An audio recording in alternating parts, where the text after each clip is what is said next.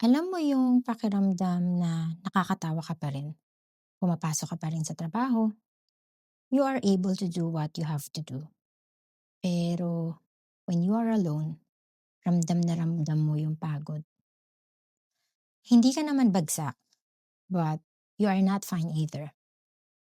Tipong nasa gitna ka ng lahat. Tahimik, gumagalaw, pero drained. I think this is what they call functional depression. Yung depression na marunong ka magpanggap.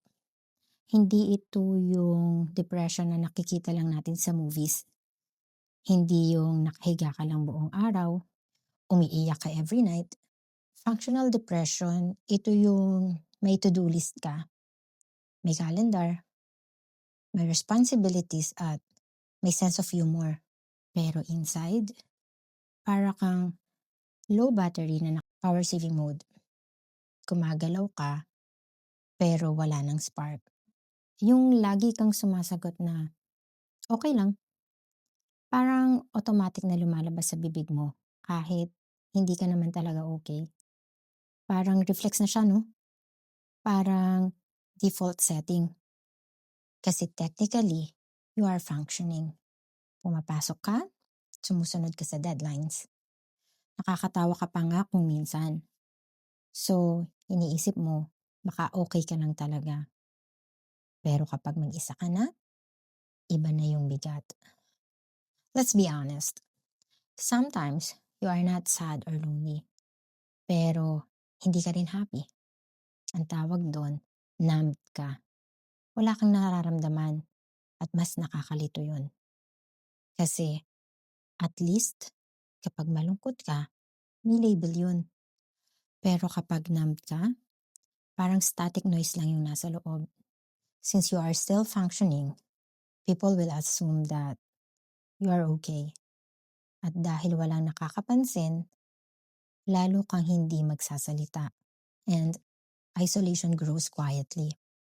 Hindi ka dramatic, hindi ka loud, pero you're slowly disconnecting. Hindi kailangan na mag-breakdown ka para lang masabi na nahihirapan ka. Hindi mo kailangan hintayin yung total collapse bago ka mag-seek ng help. Hindi mo kailangan maging worst case scenario para maging valid yung nararamdaman mo. Tandaan mo, pain is not a competition. Kung nakaka-relate ka, hindi ka nag-iisa. Maraming tao ang functional pero fragile. At hindi mo kailangang patunayan na okay ka para lang tanggapin ka.